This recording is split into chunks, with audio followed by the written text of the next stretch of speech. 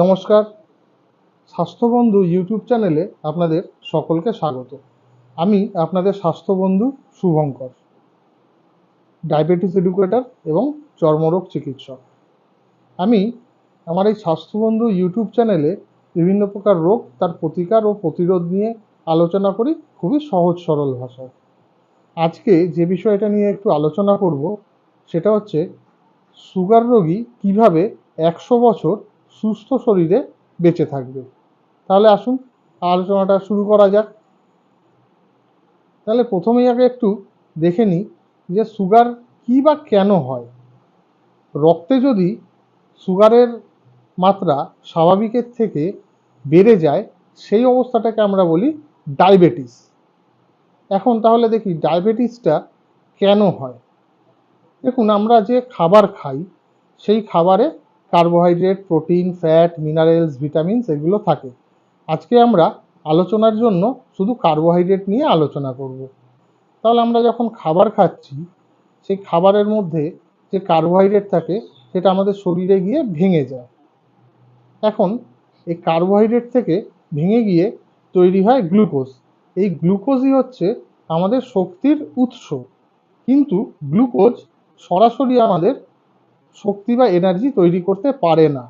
শরীরের মধ্যে ইনসুলিন নামে একটা হরমোন থাকে। এই ইনসুলিন কি করে, এই গ্লুকোজের সাথে বাইন্ড করে এনার্জি তৈরি করে, গ্লুকোজকে ভাঙে এই ইনসুলিন এবং এখান থেকে এনার্জি তৈরি হয়।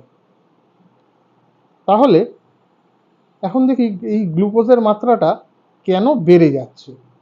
গ্লুকোজের মাত্রা শরীরে স্বাভাবিকের থেকে বেড়ে যাওয়ার অনেকগুলো কারণ থাকতে পারে, সেইগুলো নিয়ে একটু এবার আলোচনা করি। একটা হতে পারে যে আমার শরীরে যে ইনসুলিন, এই ইনসুলিন প্যাঙ্কিয়াস বলে আমাদের একটা অর্গান আছে, এই প্যাঙ্কিয়াসের বিটা সেল থেকে ইনসুলিনটা নির্গত হয়। এখন যদি দেখা যায় যে আমার শরীরে এই ইনসুলিন হরমোনটাই নেই, একেবারে জিরো, সেক্ষেত্রে কি হবে? সেক্ষেত্রে আমার যে খাবার খেলাম সেই যে কার্বোহাইড্রেট থেকে গ্লুকোজ তৈরি হলো সেই গ্লুকোজগুলো বাইন্ডও করবে না আর ভাঙবেও না, ফলে ফ্রিলি শরীরে ঘোরাফেরা করতে থাকছে। এই অবস্থায় সুগারটা বেড়ে যাচ্ছে এবং যেখানে দেখা যাচ্ছে যে ইনসুলিনটা একেবারেই নেই সেই অবস্থাটাকে বলা হয় টাইপ 1 ডায়াবেটিস বা ইনসুলিন ডিপেন্ডেন্ট ডায়াবেটিস। এখানে ইনসুলিন একেবারেই থাকে না। আবার কি হয় যে আমার শরীরে ইনসুলিন আছে কিন্তু স্বাভাবিকের থেকে কম। একটু বোঝার সুবিধার জন্য বলি, ধরুন 100 গ্রাম গ্লুকোজকে ভাঙতে 100 গ্রাম ইনসুলিনের প্রয়োজন হয়। এখন দেখা যাচ্ছে যে এই 100 গ্রাম ইনসুলিনের জায়গায় আমার শরীরে 70 গ্রাম, 80 গ্রাম, 90 গ্রাম বা তার 50 গ্রামও থাকতে পারে, এরকম থাকতে পারে। তাহলে কি হচ্ছে, কার্বোহাইড্রেটটা বেশি রয়েছে, ইনসুলিনের পরিমাণটা কম, যার ফলে কিছু পরিমাণ গ্লুকোজ কিন্তু শরীরে ফ্রিলি ঘোরাফেরা করছে এবং রক্তে সুগারের মাত্রাটা বেড়ে যাচ্ছে। এই কন্ডিশনটাকে বলা হয় টাইপ 2 ডায়াবেটিস। আবার কি হয়, আরেক ধরনের ডায়াবেটিস আমরা দেখি, সেটা হচ্ছে যে কোনো মহিলা যখন গর্ভবতী হয় তখন তার যে হরমোনের তারতম্যের জন্য এই শরীরে আমাদের ইনসুলিনের পরিমাণটা কমে যায় এবং গ্লুকোজের মাত্রাটা বাড়তে থাকে। এই অবস্থাটাকে বলা হয় জেস্টেশনাল ডায়াবেটিস। এরপরে যখন নাকি গর্ভাবস্থা শেষ হয় বা প্রেগনেন্সি যখন শেষ হয়, একটা বাচ্চার জন্ম হয়ে যায়, তখন কিন্তু এই আবার গ্লুকোজের অবস্থাটা স্বাভাবিকভাবে ফিরে আসে। এছাড়াও আরও বিভিন্ন কিছু কারণে আমাদের শরীরে কিন্তু গ্লুকোজের মাত্রাটা বাড়তে পারে। যেমন কি লিভারের সমস্যা। যদি লিভার কি করে, লিভার হচ্ছে আমাদের একটা সেভিংস অ্যাকাউন্টের মতন। আমরা যেমন সেভিংস অ্যাকাউন্টে টাকা রাখি, প্রয়োজনের সময় আবার সেটাকে তুলতে পারি। বডি কি করে, কিছু পরিমাণ গ্লুকোজ লিভারের মধ্যে সঞ্চয় করে রাখে, প্রয়োজনের সময় সে বার করে। এখন যদি দেখা যায় যে লিভারে কোনো আমার ইনফেকশন হয়েছে বা লিভারের এনজাইমের কোনো সমস্যা হচ্ছে, তাহলে বডি, লিভার এই যে স্টোর গ্লুকোজটা স্টোর করে রাখতে পারে না, রিলিজ করে দেয়, যার ফলে শরীরে কিন্তু যে গ্লুকোজের লেভেলটা বা পরিমাণটা সেটা কিন্তু বাড়তে পারে। এছাড়াও কি হয়, দেখা যাচ্ছে যে আমার শরীরে ইনসুলিন আছে, ইনসুলিন যথেষ্ট পরিমাণে আছে, ওই 100 গ্রাম ইনসুলিন আছে, 100 গ্রাম গ্লুকোজও আছে, কিন্তু কোনোভাবে এই ইনসুলিনটা গ্লুকোজের সাথে বাইন্ড করছে না। ইনসুলিনও ঘোরাফেরা করছে, সুগারও ঘোরাফেরা করছে। এই অবস্থাটাও কিন্তু ব্লাডে গ্লুকোজের পরিমাণটা বেড়ে যেতে পারে। এই অবস্থাটাকে বলা হয় ইনসুলিন রেজিস্ট্যান্স। এছাড়া কি, থাইরয়েডের সমস্যা। থাইরয়েড হচ্ছে এমন একটা হরমোন যে বডির বাকি হরমোনগুলোর কন্ট্রোল করে, যে কতটা নিঃসরণ করবে কি করবে। থাইরয়েড হরমোন বাকি হরমোনদের নিঃসরণটাকে কন্ট্রোল করে। এখন যদি থাইরয়েড হরমোন কম বেশি হয়, সেই তারতম্যের জন্য বাকি যে হরমোনগুলো আমার শরীরে রয়েছে সেইগুলো ডিস্টার্ব হয়, যার ফলে ইনসুলিন সিক্রিশনটা কমে যায়। সেই অবস্থাতেও কিন্তু সুগারটা বাড়তে পারে। এছাড়া কি, প্যাঙ্কিয়াসের সমস্যা। আগেই বলেছি যে প্যাঙ্কিয়াসে বিটা সেল থেকে কিন্তু এই ইনসুলিন হরমোনটা বেরোয়। এখন যদি দেখা যায় যে কোনো কারণে বিটা সেল ড্যামেজ হয়েছে, প্যাঙ্কিয়াসে কোনো সমস্যা হয়েছে, প্যাঙ্কিয়াসে ইনফেকশন, প্যাঙ্কিয়াটাইটিস, প্যাঙ্কিয়াসে ক্যান্সার, প্যাঙ্কিয়াসে টিউমার, এই ক্ষেত্রে কিন্তু বিটা সেলগুলো আস্তে আস্তে ড্যামেজ হয়।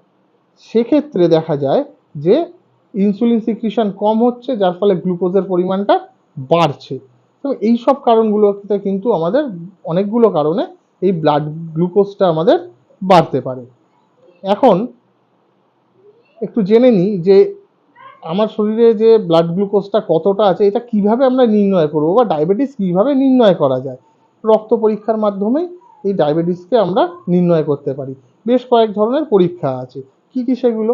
প্রথমে একটা বলি, আমাদের রক্ত নেওয়া হয় খালি পেটে, খালি পেটে বা ফাস্টিং ব্লাড গ্লুকোজ। সেটা কি, আমরা রাত্রিবেলা খেলাম, সারা রাত ঘুমোলাম, ঘুম থেকে উঠে ফাস্টিং, তখন খালি পেট। সেই অবস্থায় মানে রাতে খাবার পর 8 থেকে 10 ঘন্টা পর এই গ্যাপ দিয়ে একটা ব্লাড গ্লুকোজ নেওয়া হয়, নেওয়া হলো। সেখানে দেখা গেল তার পরিমাণ থাকতে হয় 110 থেকে 120। আরেকটা কি, খাবার 2 ঘন্টা পর, অর্থাৎ আমি খেলাম তার 2 ঘন্টা পর। এক্ষেত্রে একটু বলে দিই, খাবার 2 ঘন্টা পর মানে খাওয়া দাওয়া শেষ করে 2 ঘন্টা নয়, আপনি যেই সময় ফার্স্ট বাইটটা নিচ্ছেন, অর্থাৎ ধরুন আপনি 11টায় খেতে বসেছেন, 11টার সময় আপনি ফার্স্ট বাইট নিলেন, সেখান থেকে 2 ঘন্টা তারপরে আপনার আবার রক্তের নমুনা নেওয়া হয়। সেইখানে আপনার ব্লাড গ্লুকোজের পরিমাণ থাকতে হবে 140, তার বেশি হলে আপনি কিন্তু ডায়াবেটিক। আরেকটা কিভাবে হয়, আরেকটা হয় HbA1c বা গ্লাইকোসাইলেটেড হিমোগ্লোবিন।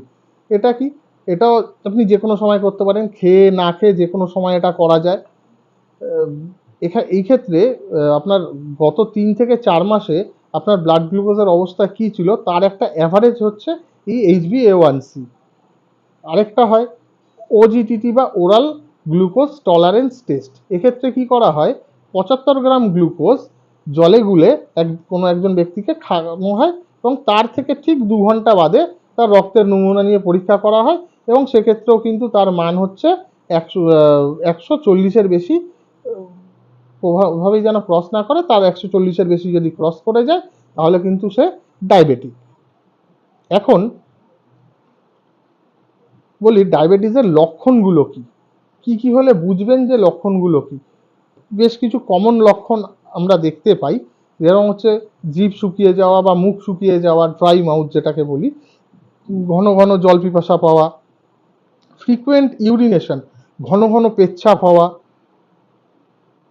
তারপরে যেমন আমরা দেখি যে ক্ষত না শুকোনো, কোনো একটা পুরনো ক্ষত কিছুতেই শুকোচ্ছে না, তারপরে ঘন ঘন স্কিন ইনফেকশন হচ্ছে, এই ধরনের সমস্যাগুলো দেখা যায়। কিন্তু 90% ক্ষেত্রে দেখা যায় যে এই কোনো সিমটমগুলোই থাকে না, এক কোনো সিমটমই থাকে না। এই জন্য সুগারকে বলা হয় সাইলেন্ট কিলার।